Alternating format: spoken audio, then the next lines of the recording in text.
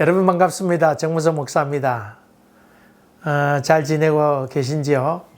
오늘도 말씀을 묵상하면서 나누면서 하나님의 인도하심을 간절히 깨닫고 체험하는 여러분 되시길 바랍니다. 기도하겠습니다. 은혜로우신 아버지 하나님, 오늘도 요셉의 이야기를 통해서 하나님의 귀한 뜻, 그리고 어떻게 세상을 이겨나갈 것인지를 생각하게 하시고 그것이 우리의 삶이 되도록 도와주시옵소서. 예수님 이름으로 기도하옵나이다. 아멘. 오늘 우리에게 주신 하나님의 말씀은 창세기 39장 7절부터 10절까지 봉독하겠습니다. 제가 봉독할게요. 그 후에 그의 주인의 아내가 요셉에게 눈짓하다가 동침하기를 청하니 요셉이 거절하며 자기 주인의 아내에게 이르되 내 주인이 집안의 모든 소유를 간섭하지 아니하고 다 내 손에 위탁하였으니 이 집에는 나보다 큰 이가 없으며 주인이 아무것도 내게 금하지 아니하였어도 금한 것은 당신뿐이니 당신은 그의 아내임이라. 그런즉 내가 어찌 이 큰 악을 행하여 하나님께 죄를 지으리이까.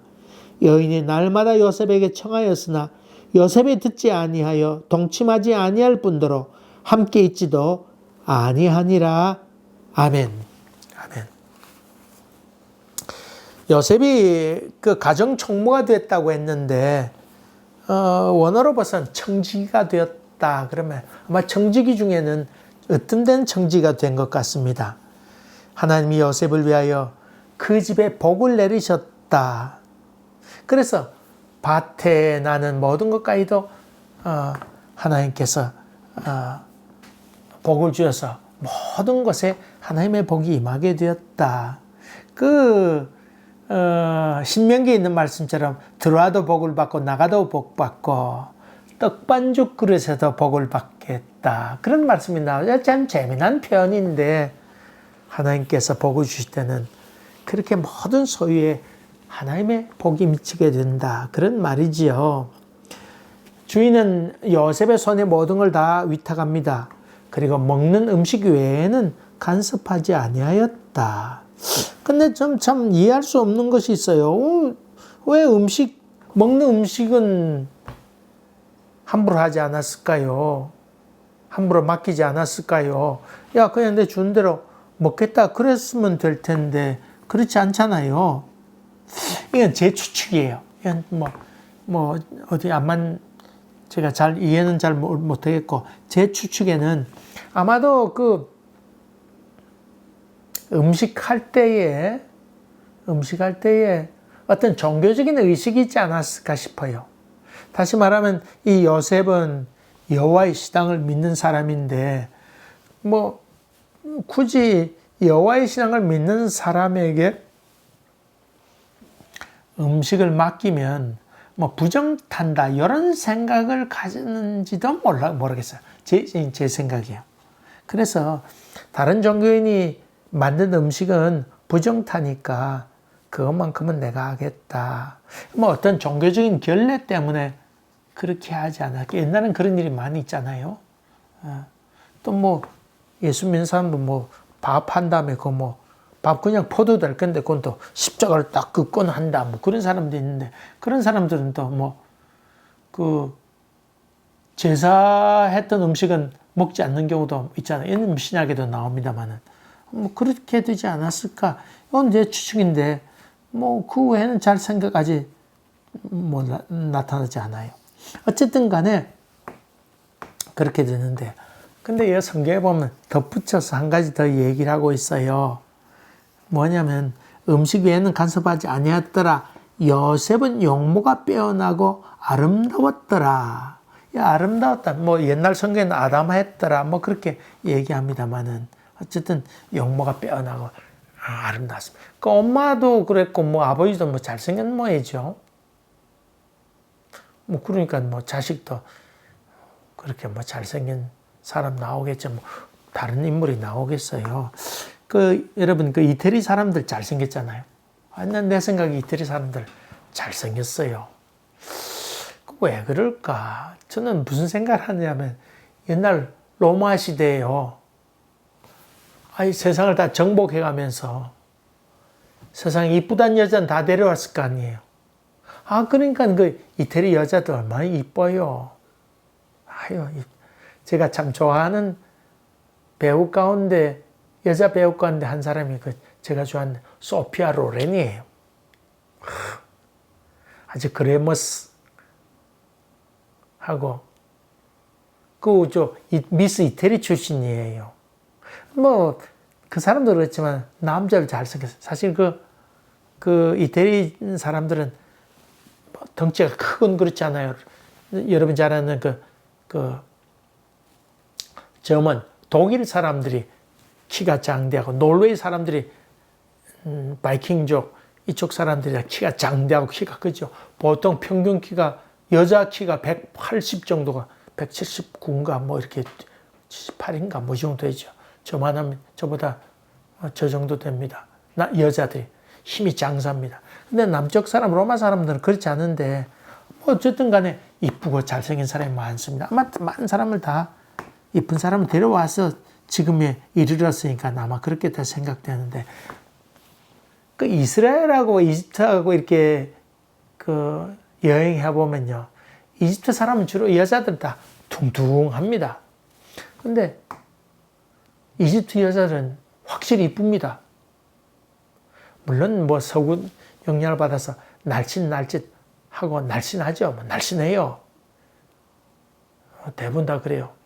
근데 어쨌든 그 날씬하고 이목구에 또렷하고 아주 여자들도 이쁘고 남자들도 잘생겼어요. 일반적으로 이스라엘 사람들이 잘생겼습니다. 그런데 어쨌든 이스라엘 사람이라고 잘생긴 건 아니에요. 이미 세월이 흐른 동안에 피가 다 섞여가지고는 뭐 순수 혈통 그런 사람은 사실 드물어요. 어쨌든 간에 뭐 그런 유전적인 요소보다는 요셉은 어쨌든 뭐 잘생겼다. 전해지는 말에 의하면, 유대인들의 전해지는 말에 의하면, 요셉이 이렇게 그 보디발 집에서 이렇게 지나가면 여러 사람들 많이 있을 거 아니에요. 여자들도 많이 있었고, 바느질하고, 여자들은 바느질하고, 뭐 이렇게 뜨개질도 하고, 이렇게 또 수도 놓고 뭐 그랬는데, 이 쇠로 된 뾰족한 바늘로 바느질하다가 요셉이 지나면, 이렇게 하다가 자기 손을 바늘로 찔렀는데도 찌르면 피가 나올 거 아니에요. 피가 나는지도 모르고 이렇게 쳐다봤답니다. 그래서 밑에 피가 흥건했다. 그런 얘기를 전하고 있는데 자기 손가락 찌른지도 모르고 요셉을 보았다. 그 말이죠. 아주 잘생겼다. 그 말인데 여러분 뭐 멀리 볼 거 없어요. 저 정도 되면 뭐 그렇지 않았겠어요. 저도 옛날 그 청년 때 아주 한 인물 했습니다. 어쨌든 간에 그 요셉도 그랬는데, 근데 사실 잘생겼다고 하는 것은, 유혹의 대상이 됐다. 그걸 말하기 위해서 한 말이죠. 중요한 것은 이 여호와께서 함께 하셨다. 그래서 그도 최선을 다해서 노력했다. 능력도 있고, 거기다가 잘생기기까지 했다. 그것을 여기서 얘기하고 있지요. 자, 그런데 이 요셉에게 위기가 왔습니다. 여기 보니까 그 후에 그랬는데 그 후에가 어느 정도인지 뭐 대충 계산해 보면 저는 말씀드린 것처럼 그 유대인들의 그 숫자 개념이나 뭐 그런 것들은 그렇게 믿을 것이 못 된다고 그랬는데 어쨌든 간에 노예로 온 지 나이로 봐서는 뭐 17살 때 18살 때 정도 와서 지금 한 10년쯤 흘러서 그 정도였다. 그렇게 보면 아마 거의 맞습니다. 감옥 생활도 하잖아요. 어쨌든 간에 10년쯤 되어서, 그래서 10년쯤 됐으니까, 이 보디발의 집에 온 지 10년쯤 되었으니까 생활에 안정도 되고, 능숙하고, 자기 신문도 청지기 자리에 있기도 하지만 그 중에서도 저 최상위에 올랐으니까 지위도 상당히 높았죠. 그래서 평안한 위치에 오르게 되었을 때였는데 주인의 아내가 요셉에게 동침을 요구하게 됩니다. 이 여주인은 제법 나이도 좀 있었을 터인데 외로웠던 있었던 것 같습니다. 보디발이 뭐 친위대장이었으니까 이리 가고 저리 가고 집을 배우는 시간도 많이 있었고 아내와 함께 할 시간도 없었으니까 그 여자는 외롭지 않았을까요? 거기다 요셉은 총각인데다가 결혼하지 않은 총각이었는데다가 잘생겼으니 어떻게 좀 생각을 했겠지요. 또 그러면서 이 보디발의 아내가 자기에게 주어진 이 기회를 꼬리 흔드는 일에 사용했지요. 야, 너 나하고 이렇게 관계를 가지면 좀 더 편하게 살 수 있다. 야, 나하고 좋은 관계를 하면 너 일생이 편하게 된다. 너 평생 여기서 이렇게 그냥 나하고 즐기면서 너 그냥 잘 있으면 너 말년이 편하게 될 거라. 그렇게 아마 꼬셨을 것이고 그 여인에게는 자기 쾌락의 도구로 아니면 어쩌면 너 지금 노예이지 않느냐. 내가 나하고 그렇게 좋은 관계를 맺게 되면 너를 노예에서 해방시켜 주겠다. 이런 딜도 하지 않았을까요? 자기 위치에 그런데 자기 남편에게 말하면 그렇게 되지 않겠어요? 소위 너도 좋고 나도 좋고 다 잘 되는 길이다. 그렇게 유혹했을 거라고 좀 추측해 봅니다. 일반적으로 그렇게 해서 유혹하잖아요. 유혹합니다. 여기에 대해서 요셉은 두 가지 이유를 듭니다. 첫째로는 주인이 나에게 모든 것을 호의를 베풀어 주었는데 내가 그 주인의 호의에 배반할 수 없다. 모든 걸 다 맡겼는데 또 이 보디발이 자기와 동등한 지위를 허락했고 그런 권한을 나에게 다 주었는데 나보다 더 높은 이가 없다고 그렇게 얘기해 줬는데 또 금한 것이 아무것도 없는데 내가 어찌 그럴 수 있는가? 금한 것이라고는 당신밖에 없는데 물론 그 음식 고거 외에는 그런데 그 의미는 아무것도 나에게 금한 것이 없는데 내가 인간적으로 생각해도 나는 주인을 배신하지 못한다. 그 사람이 나를 그렇게 믿고 있는데 내가 어떻게 배반할 수 있는가? 그것을 첫째로 얘기했습니다. 다시 말하면 인륜적으로 일반적인 도덕으로 봐서 그럴 수 없다. 두 번째로는 자기 신앙을 얘기했습니다. 나는 하나님 앞에서 죄를 지을 수 없다. 그것을 지금 여기서 얘기하고 있습니다. 여러분 하나님 보입니까? 안 보입니까? 양심불량이 왜 생깁니까? 예수 믿는 사람들이 양심불량 많이 있잖아요. 그 이유가 무엇이죠? 하나님 앞에 하나님 또 버티고 앉아있으면 가짜 사인할 수 있습니까? 아니면 뭐 거짓말 할 수 있습니까? 하나님 옆에 또 보고 있는데 너 이놈 이거 생각 못하죠. 그래서 대부분 하나님이 없다고 생각하기 때문에 거짓도 하고 그렇게 되는데 이 요셉은 보이지 않는 하나님이지만은 삶 가운데 생활 가운데 하나님께서 바로 옆에 있구나. 나와 지금 동행하고 있구나. 어찌 내가 하나님 앞에 죄를 지을 수 있겠는가? 어찌 여호와 앞에 득죄하리요? 내가 어떻게 여호와 앞에 죄를 지을 수 있겠는가? 그는 하나님을 두려워하고 그분이 살아계심 불꽃 같은 눈으로 지켜보심을 그는 마음 가운데 한시도 잊어버리지 않았다고 하는 것입니다. 이거 두 가지 인륜적인 방법에 의해서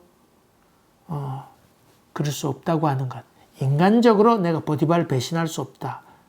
두 번째로 하나님 앞에 죄를 지을 수 없다. 이 두 가지. 이 두 가지가 이 요셉을 하여금 높은 도덕성, 윤리성 이런 것을 서가도록 하게 되었지요. 여러분 참 귀한 이야기입니다.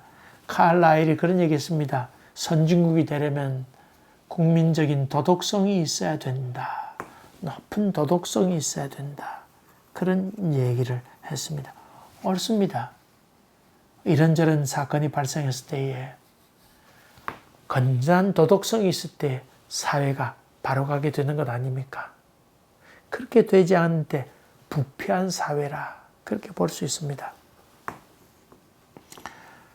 중국이라는 그런 글이 있었습니다. 중국 사람 그런데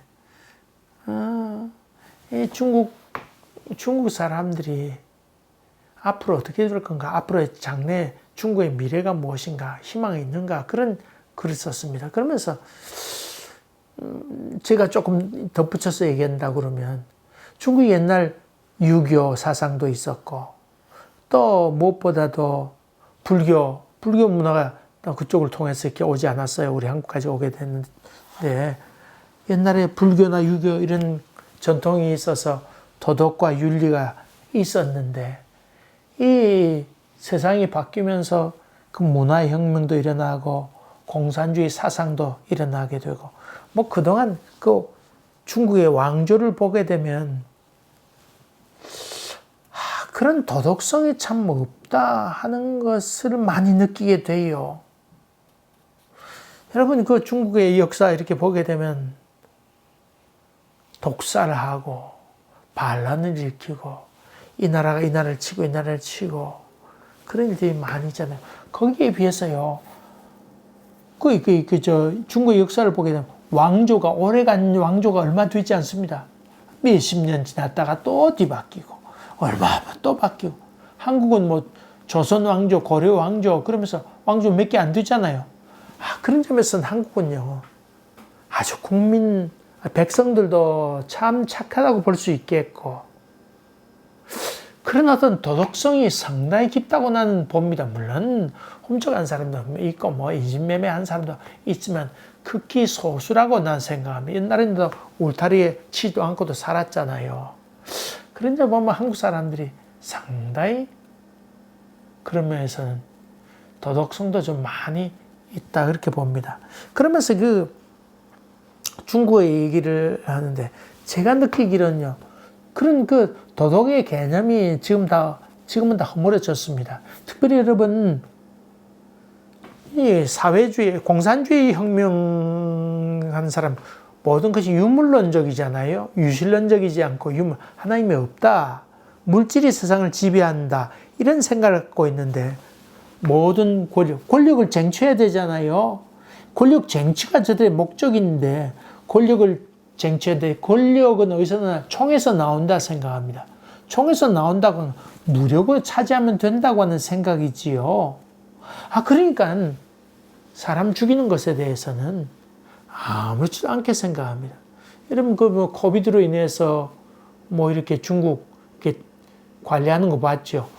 코비드 걸린 사람이 여기 있으면 다른 사람 거기 있는 사람 다 못 나오게 하고 문을 용접해가지고 꼼짝 못하다 죽어도 거기서 죽으라고 그렇게 한 걸 여러분 보셨죠. 그래서 통계도 도무지 믿지 못합니다. 옛날 스탈린이 소련을 지배했을 때 수많은 사람이 죽었습니다. 자기를 반역하는 사람이 생길까봐 장교들을 많이 처형시켰습니다. 그 독일하고 전쟁하게 될 때에 아주 유능한 1차 세계대전 때에 전쟁 경험했었던 유능한 장교들을 다 죽여버렸습니다. 그래서 그 독일하고 싸울 때 어려움도 많이 있었습니다. 그때 많은 사람을 죽이기도 했습니다. 여러분 그래서 그런 생각, 그러니까 권력을 쟁취해야 된다고 하는 생각 때문에 자기 성공이 최고의 목표입니다. 그 성공을 바른 방법으로 해야 되는데 출세하면 되지 하는 생각으로 말미암아 거기에 몰두하게 됩니다. 그래서 도무지 이웃을 돌볼 마음이 없다고 한 겁니다. 기자들이 직접 중국에 가서 생활해 본 결과 이웃에 대해서 전혀 관심이 없습니다. 자기는 자기고 뭐 난 내고 뭐 옆에 사람이 죽어가도 뭐 어떻게 하려고 도우려고 생각도 않는다고 하는 겁니다. 오직 성공의 개념만 있다고 하는 것입니다. 중국을 들여다본 그 미국의 기자가 중국에는 희망이 있는가? 거기서 그렇지 않다. 거기는 오직 힘만이 하나입니다. 이런 생각을 중국 사람이 갖고 있기 때문에 도덕이 없다. 여러분 그렇다고 해서 이 자본주의 사회는 안 그러냐. 미국 이렇게 보게 되고 대표된 나라가 그 미국 아닙니까? 여러분 여러분 잘 아는 알렉산더 솔제니치라고 하는 그 작가가 러시아 소련 작가가 있었는데 이 사람이 미국이 2년 동안 소련에서 쫓겨나서 거기 생활하지 않습니까? 그 사람이 올 때 느꼈던 것은 그래도 미국은 희망이 있을 거라고 생각하고 도덕과 윤리가 있을 거라 생각하고 왔는데 막상 보니까 거기에는 도덕과 윤리가 있는 게 아니고 돈이 있다고 하는 것. 그래서 서방 세계에 대한 경고라고 하는 제목의 글을 올렸죠. 그가 2년 동안 그 유배를 마치고 자기 나라 돌아가면서 서방 세계에 대한 경고. 앞으로 미국은 희망이 있는가? 그가 작가 그런 예리한 눈을 통해서 세계를 바라보고 미국을 바라보는데 미국은 이제 희망이 없다고 하는 겁니다. 여러분 점점 요즘 느끼는 것이 그거 아닙니까? 인종차별에서 총기 사건도 나게 되고 미국이 작은 나라, 자기 나라의 자국을 이익을 위해서 작은 나라에 대해서 마구 음모도 꾸미고 참 딜도 하고 그렇지 않습니까? 그런 것들이 만연되어 갑니다. 다시 말하면 인간성, 도덕성, 돈이 우상이 되고 이 도덕성이 점점 없어져 가게 되어서 돈이 힘이 된, 돈이 하나님이 되고 힘이 된 세상, 이게 자본주의 사회 아니겠어요? 여러분, 하나님이 정말 보고 계신다. 어째 그럴 수가 있을까? 이런 생각을 마음 가운데 해야 됩니다. 파라과이에 있는 어떤 기도원에 그 주기도문의 설명이 이렇게 되어 있습니다.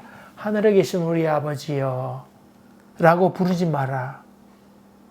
있다고 믿지도 않으면서 아버지라 부르지도 말아라. 자식같이 생활하지도 않으면서 그런 글이 있다고 하는 것을 들었습니다. 요셉은 인간적인 신뢰 그것과 함께 여호와를 경외하는 심령이 있었기 때문에 높은 도덕성과 윤리성을 갖고 왔다고 하는 것입니다. 오늘 여기까지 하겠습니다. 다음에 이어서 또 더 하도록 하겠습니다. 기도하겠습니다. 은혜로우신 주님 감사합니다. 살아가면서 성공지향적인 삶이 아니고 하나님 보시기에 어떨까? 또 인간적인 의리를 지키는 것이 무엇일까? 마땅히 인간이 걸어야 할 길이 무엇일까 하는 것을 깨닫게 하시고 힘이 우리의 하나님이 아니고 돈이 우리의 하나님이 아닌 전능하신 하나님이 우리의 주인인 것을 온 마음으로 고백하는 저희들 되도록 도와주시옵소서. 예수님 이름으로 기도하옵나이다. 아멘. 여러분 감사합니다. 또 뵙겠습니다.